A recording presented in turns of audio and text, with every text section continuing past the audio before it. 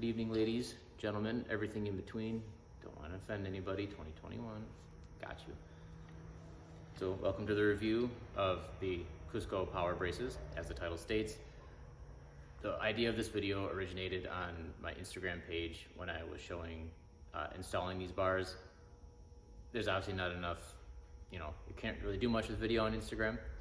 Kind of over it, kind of bored of it lately. Figured take this car, venture it out onto YouTube. So if you don't know me from Instagram and this is the first time you're seeing my ugly face in this car, my name's Reggie. My Instagram handle is Soul of the RS if you want to follow me there.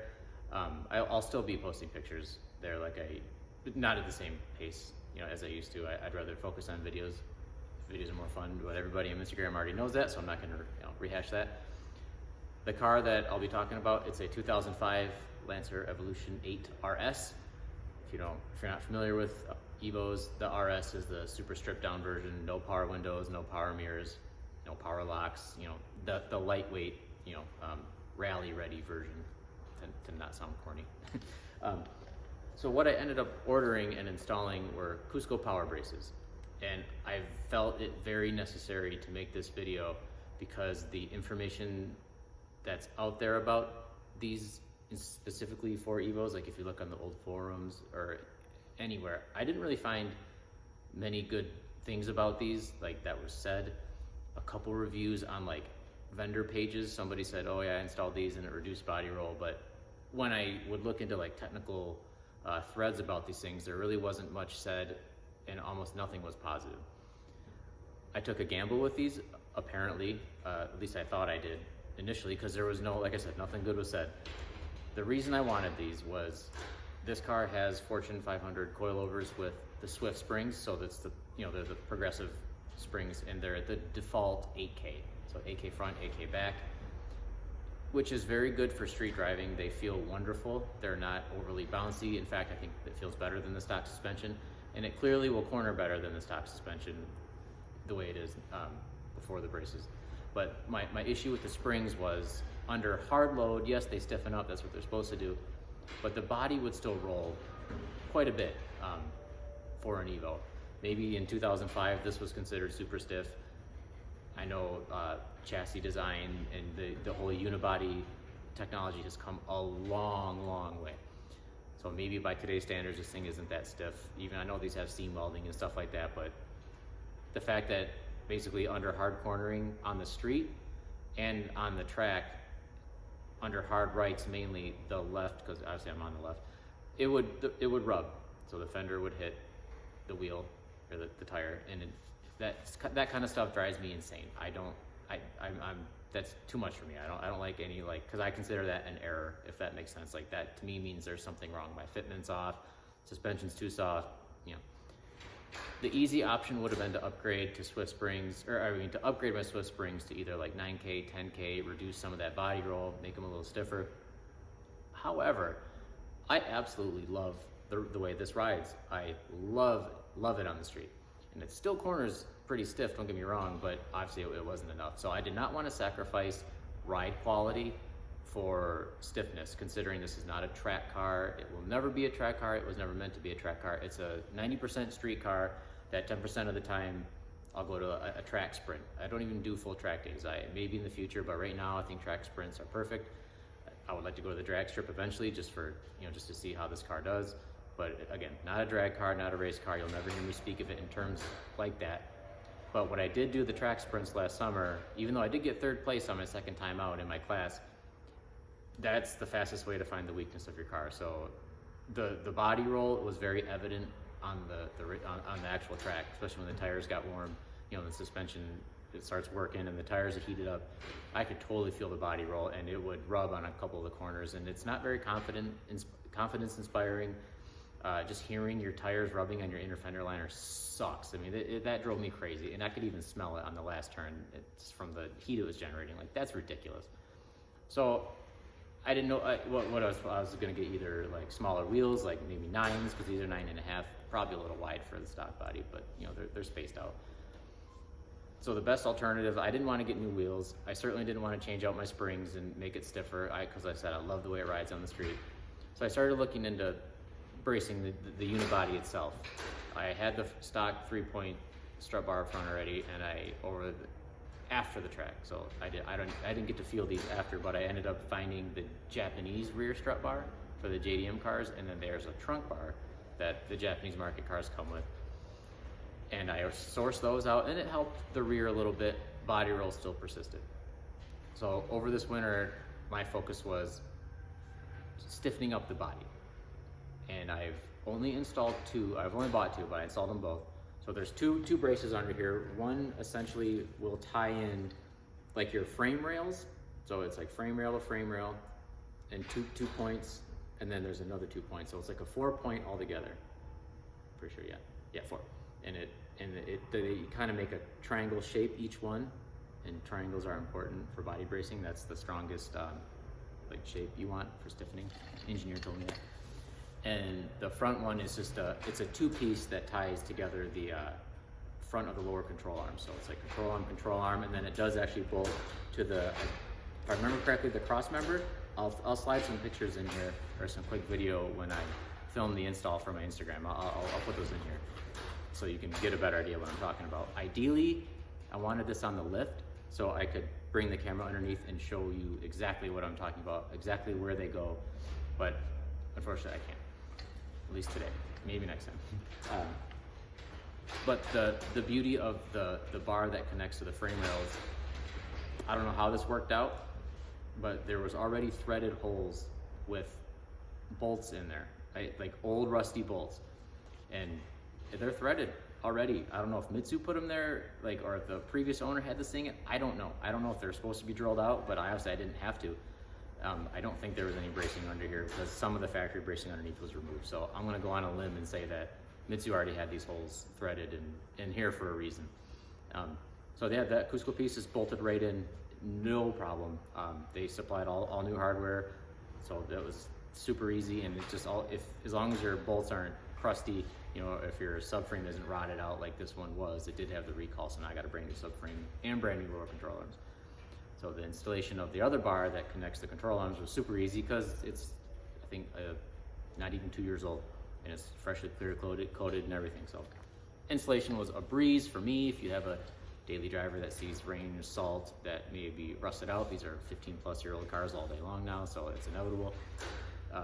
The installation may be a little harder because I actually broke the lower control arm bolt off in the subframe 2 springs ago, and that's what prompted me to get this car to the dealer for the recall. So that being said, the simplistic installation, now is it worth it? Is it worth the up to $1,000 more you can spend on bracing? I know there's videos of this already on other cars. Donut Media did a great one on their Miata. That bracing specifically was more of like, it kind of ran along the frame rail, if you remember, more of a front to back brace. I don't have those. They do make them for this, but I didn't opt for those yet. So these are more side to side bracing. So that obviously makes sense when you pitch it into a corner, keeping the, leveling that motion up. They are 100% worth it, despite everything I read, despite like nonstop, they're a waste of money, they just add weight. They do add a little weight, but they're not heavy. They're 100% worth it. When you pitch this into a corner now, I haven't had it on track yet. It's only March. Track doesn't open until May. However, there's corners around me that I've just learned how to take quick over the years. My daily driver's slow, so you got to find fun corners to take. I'm not talking about sliding around, spinning tire. I'm not like that, but you can learn technique on the street. Let's be honest. And when I would take that corner with this, it would take the corner awesome. But right about the apex of the turn, the left tire and fender would meet, make that awful crunch sound that I hate, and it makes me want to puke. So I kind of stopped taking that corner fast because I'm like, okay, I'm just hitting my tire. So after I installed these bars, I brought this car back to the shop to wrap up a few other things. I put the bars onto my garage, came here, because I don't have a drill or anything capable, I can't get under the car to put the way you have to mount the rear strut bar that I'll show you, because it's the 3-piece. I can't do it in my garage. So on the way home, I took that turn at a nice clip in second gear, And not only is literally the body roll almost non-existent, I'm not joking, it's non-existent with these bars. When I floored it, because I wanted to give it to see what it would be like to exit a corner. Like I'm trying to simulate taking a low speed corner at Audubon circuit where I've been, going and I'm gonna go back to. It not only was it completely flat, very composed, fast out of that corner because you're not wasting energy with the body rolling around, it actually kind of assed out a little bit. So, I mean, these are 50-50, split cars. And I've read people say that these things torque steer. Whatever. I don't think so. But the RS has 3 LSDs, so it actually has front, center, and rear limited slip. So maybe the GSRs with the open front diff could probably understeer, could torque steer. I guess I could see that. But this one, and the booty comes out on this, and that was an incredible feeling. Like I just full throttled in second gear and out of that turn, and it was so composed, it just rocketed out. It was awesome. The best way I can describe it is it kind of feels like if you've ever driven a Tesla Model 3, like especially the performance, the center of gravity is obviously completely below you because of the battery packs, and there's no engine front or behind you. So your center of gravity is below you. Now, I'm not saying I moved my center of gravity, but it feels, it gives off the same sort of feeling that, and it's not that I added a ton of weight down there. I did add a little, but there's a lot of stiffening down there. So there's like right below me, because those bars are essentially below my feet or my butt. And you can absolutely feel it. So it kind of gives off like a lower center of gravity feeling. I know I did not lower the center of gravity. It's a really cool feeling, and they work. You can feel it. Did not sacrifice any ride quality whatsoever. So as far as just going down the street, going over bumps, taking this to the store or whatever, just urge. It's Illinois. Our roads are ass. Really, no difference. I'm just as comfortable. I use comfortable loosely as I was before. However, when you pitch this thing into a turn, it's flat. These bars are worth every penny, and there's literally like 5 more I could get. I didn't want to go crazy with them. At least try out ones that to me made sense as far as where they bolted. So those made the most sense without breaking the bank, because there's a couple others like the ones that attach to the same frame rail. Those are like $500. I want to at least test the lower price ones first, because if they work, then I'm sure the other ones are going to work too. These absolutely work. I don't know that I'm going to get many more.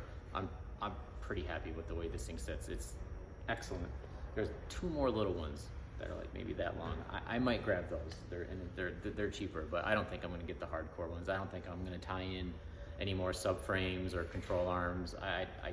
It's not a track car. I'm not too worried about it. It's just about perfect in regards to how it corners without sacrificing anything. I'm really happy with it. That's the review for now. I really wanted to do this differently. I couldn't.